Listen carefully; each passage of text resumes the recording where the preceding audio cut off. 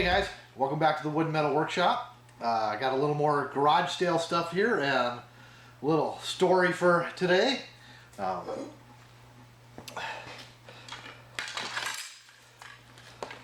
4.5 inch grinder. Let the magic smoke out. Really good too.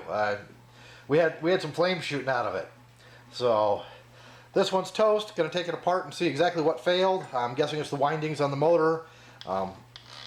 Gearbox still feels good. The motor still spins. Didn't seize up, but smells really good, as I know you can imagine. And then we got some garage sale stuff. Gonna zoom you in, bring you around and zoom you in here, and we'll take a look at this stuff.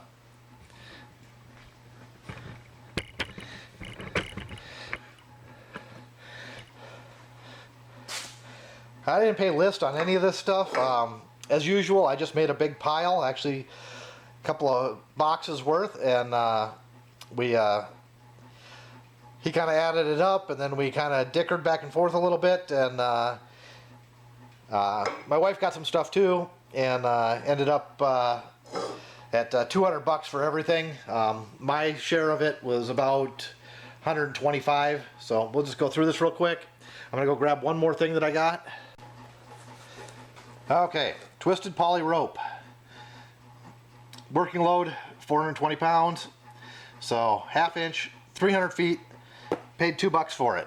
So I've already used up about 25 feet making new lines for the pontoon boat. So I like this for the pontoon boat because it's easy to work with. You can easily twist a loop into it real quick, and it floats. So it's kind of nice to use down on the dock for the boats.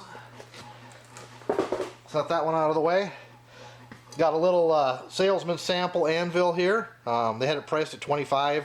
Like I said, I didn't pay retail on list on any of this stuff. So you see it's hollow. Someone has beat on it a little bit. So, but it's a salesman sample. You can tell that because it's hollow. So another little anvil. Make sure you're in view here. Yep. It's got some scarring on the edges and stuff, but sometimes it's nice to have a little anvil to beat on something on the up higher where you don't need the big one. So, and I don't have a big one yet. I'm searching. So, can't even read what he had listed on here. I think it was $35 or something like that. I think I paid about $15 for it, something like that. Another one, about the same size. There's no maker's marks that I can see on any of these, but this one's got a hole in it for punching holes and stuff. So, and little paperweight. They had it listed for $10. I think I paid $2.50, $3 for it, something like that. When you come down to it. So, 4 anvils. Diamond tool and horseshoe. Just about anything diamond I'll buy. These were actually made in Duluth, where I live, and I kind of like it. Getting tools that were made right here, and these are still in good shape. A little wear on the jaws, but the cutter's still sharp, and they work really nice. So, pair of dividers with the fine adjustment. Or inside calipers.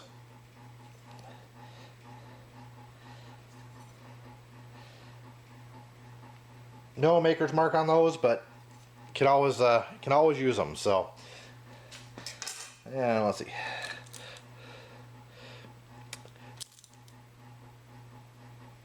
A pair of vice grips.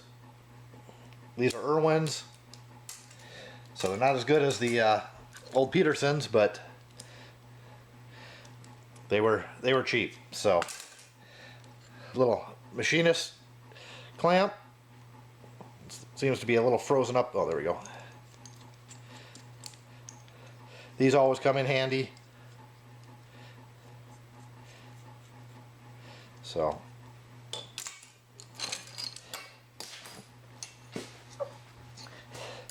another pair of calipers with the fine adjust on them.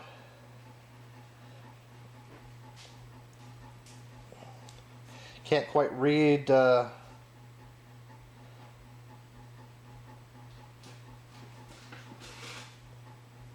maker's mark on that, but it does have one. Have to get out the magnifying glass and take a look at it.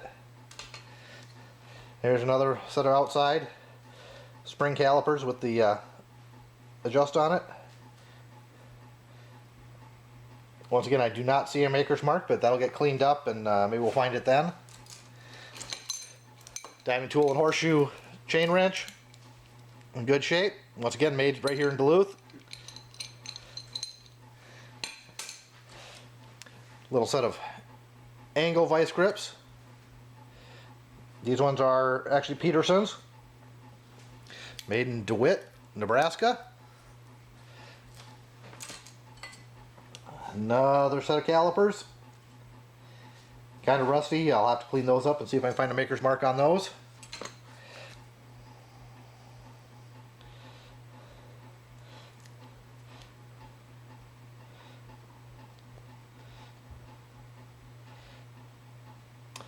LS Starrett feeler gauges, number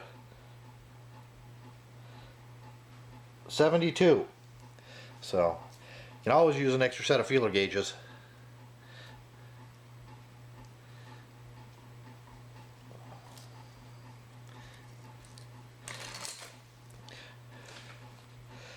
Union twist drill tapered reamer, brand new. Looks like it's never been touched. That'd be a number 10.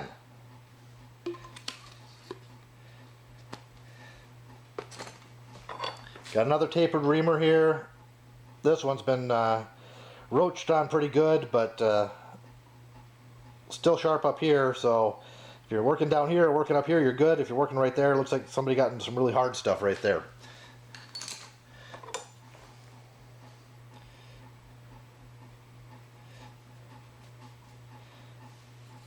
Pair of nippers, can't quite make out the maker's mark on them. Oh, it says Diamond on the tag. Yep, there I see it says Duluth right there. So couldn't pass these up. Didn't see a maker's mark on them anywhere. Need to straighten this back out, but can always use a set of tongs. So. And as most of you probably realize by now, I like hammers. So there's a nice one. I cannot see a weight or a maker's mark on it. Once again, it'll have to be cleaned up to see what we got there. Here's a neat little hammer. Once again, can't see a maker's mark on it. If it's there, it's worn away or too dirty to read, but we'll get it cleaned up and take a look for it. Nice little brass hammer. These are really nice when you have to hit something where you don't want to spark or you just need something a little softer. Double faced, rubber on one end, brass on the other. Replaceable. So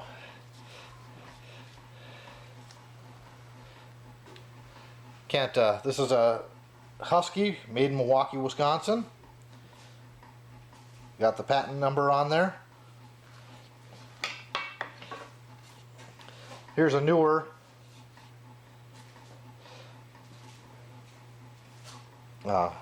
machinist hammer. Looks like it's the handle's in there a little crooked, so I don't know if somebody replaced the handle or didn't do a good job or what, but I like my hammers. Here's another bigger ball peen. Once again, can't read it. Here's a nice copper hammer. Got a lot of weight to it. A handle. I know we threw that in the box without counting it at all. Another little ball peen. Can't read the makers on it, but I like the shape of the peen end on this one. It's a little different than everything else. Nice big machinist head, or engineer's head. Kind of strange, it's got a perfectly round hole in it. So that's something you usually don't see. Usually they're oblong. So Gonna have to make up a handle for this one. Another one here. Handle's kind of roached, but the head's actually in really, really good shape, so we'll get a new handle for that one. An even bigger one. Once again, the head's in excellent condition. This almost looks like a splitting maul, but never to have too many hammers. And then the big brass one. That's a good one right there. Solid brass. Just gonna have to trim down the head and get this mushrooming off, and it'll be ready to go.